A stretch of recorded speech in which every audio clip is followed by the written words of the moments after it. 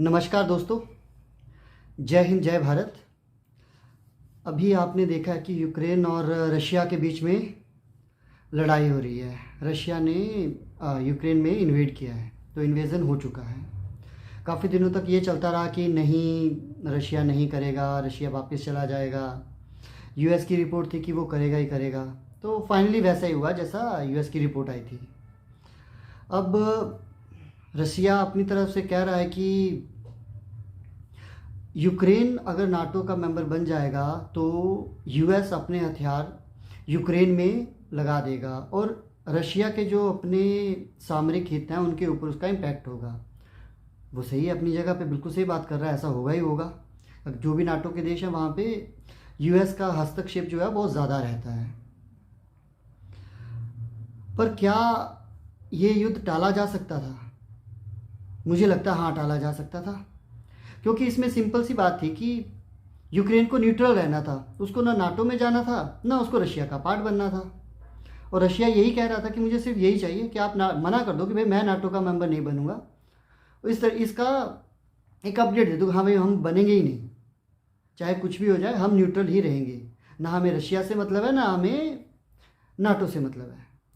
पर हुआ क्या कि वो लिबरल सरकार थी, यूएस के बहकावे में आ गए थे। जो दिख ही रहा था कि हाँ भाई, वो बोल रहा था नाटो का मेंबर बन जाएंगे, बट एक्चुअल में यूएस ने कहा कि यार ये तो कार्ड्स पे था ही नहीं। जब कहा गया कि यार अब इन्वेड हो गया है, अब अपने ट्रूप्स भेजो, बचाओ यूक्रेन को, तो यूएस के एंड से आ गया कि भाई हम अपने ट्रूप्स भेजेंगे तो वर्ल्ड वार शुरू हो जाएगा, क्योंकि वो नाटो का मेंबर नहीं है। तो ये भी बहुत इंपॉर्टेंट बात है। यूएस बिल्कुल सही कह रहा है, नाटो का मेंबर नहीं है तो वो कहाँ पे अपना ट्रूप्स भेज देगा। वो उनकी वैसे हेल्प कर सकता था, वो शायद उसने की भी है। पर रूस और यूक्रेन आपस में इतने बड़े गैप है उनके बीच में, उनकी मिलिट्री पावर में, कि यूक्रेन चाहकर भी कुछ कर नहीं पाएगा। तो रशिया जो है वो ज़्यादा से ज़्यादा 2-4 दिन मैक्सिमम उसको कवर कर लेगा, सारा उसके ऊपर कंट्रोल कर लेगा। अब इसका नुकसान क्या होने वाला है? अब भारत ने अभी यूएनएससी की जो मीटिंग हुई है उसमें अब्सटेन रहा, ना उसने उसके अगेंस्ट गया, ना उसके फेवर में गया। तो मुझे लगता है कि ये सब कहानी उसी टाइम से शुरू हुई थी जब व्लादिमीर पुतिन साहब आए थे चाइना में। पहले वो चाइना में आए थे, वहाँ पे मिले, फिर इंडिया में आए थे। तो मुझे लग रहा है वहीं पे डिस्कशन हो गई थी कि ऐसा कुछ होने वाला है, और मोदी जी और पुतिन साहब के बीच में बात हो गई होगी कि हाँ भाई ठीक है, अगर ऐसा होगा तो आपने क्या सपोर्ट करनी है। अब देखिए ना, भारत के जो इतने सारे अराउंड 20,000 इंडियंस वहाँ पे हैं, उनको अब निकाला जा रहा है। बहुत बड़ी बात है 20,000 लोगों को निकालना, वो भी ऐसे एरिया में जहाँ पे अभी एयर स्पेस बंद हो चुके हैं। यूक्रेन का बंद हो गया है, रशिया का बंद हो गया है। तो वो सारा प्लान करके उनको निकालना बहुत ही ज़बरदस्त काम कर रही है Bharat government, no doubt at all. Modi जो है वाकई वर्ल्ड क्लास लीडर है, no doubt at all. Ukraine भी हाथ जोड़ रहा था कि यार हमें बचवा लो, कोई बात कर लो, शायद रशिया मान जाए। अभी यूएस के जो सेक्रेटरी हैं स्टेट के, उन्होंने भी यही कहा कि यार इंडिया ही है जिसके थोड़े अच्छे रिलेशन है, जो कुछ करके इस चीज़ को रोक सकता है। और पुतिन ने भी देखो, इन्वेजन के बाद पहला कॉल जो है, पहला जो डिस्कशन है वो इंडिया के साथ ही किया है, मोदी जी से ही बात की है। तो इससे पता चलता है कि इंडिया का कितना प्रभाव है।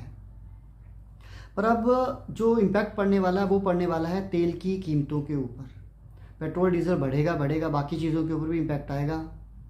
और जिस हिसाब से यूक्रेन के एरियाज़ के ऊपर बमबारी हो रही है, मुझे तो लग रहा है कि हो सकता है कि कुछ टाइम के लिए जो मार्केट्स वगैरह हैं उनकी भी हालत ख़राब ही रहेगी।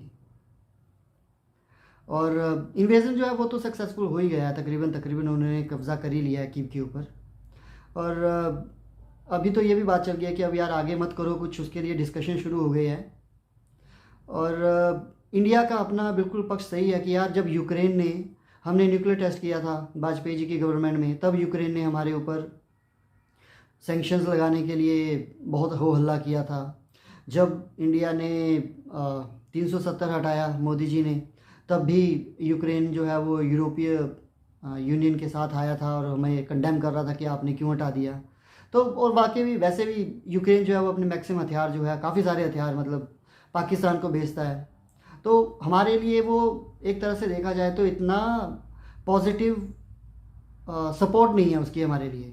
ठीक है, हमारे वहाँ पे बहुत सारे व्यावसायिक हित हैं, उनके भी हैं हमारे भी हैं, वो एक अलग पार्ट है। बट एक होता है कि आपको इंटरनेशनल जो प्लेटफॉर्म होते हैं उसके ऊपर सपोर्ट करना।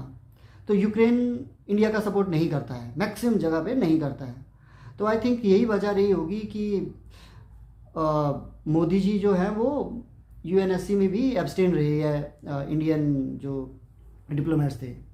और रशिया जो है वो जब 1971 में लड़ाई हुई थी पाकिस्तान के साथ, जब बांग्लादेश को भारत ने एक अलग देश बनाया था, उस टाइम पे भी जब काफ़ी सारी फोर्सेस यूएस और इधर यूरोप वगैरह की जब बाई सी आ रही थी इंडिया के ऊपर पाकिस्तान को सपोर्ट करने के लिए, उस टाइम पे भी रशिया ने अपने हथियार, अपने जो उनके प्लेन्स थे, जो उनके सी की जो भी पावर थी उसको उतार दिया था, जो भी मिलिट्री माइट था उनका, कि अगर कोई इंडिया के ऊपर हमला करेगा तो पहले उनको हमसे लड़ना पड़ेगा। तो वो वापस चले गए थे। तो ये जो चीज़ है, ये बोलते हैं ना कि नया दोस्त तो कुछ दिन के लिए होता, पुराना दोस्त जो है वो हमेशा के लिए। तो ये यही कहानी है जो इंडिया ने अभी सपोर्ट किया है रशिया को। तो अगर आपको लगता है कि आप भी इसके ऊपर कुछ बता सकते हैं, कोई और इन्फॉर्मेशन दे सकते हैं, तो प्लीज़ मैसेज कीजिए, कमेंट कीजिए। Thank you.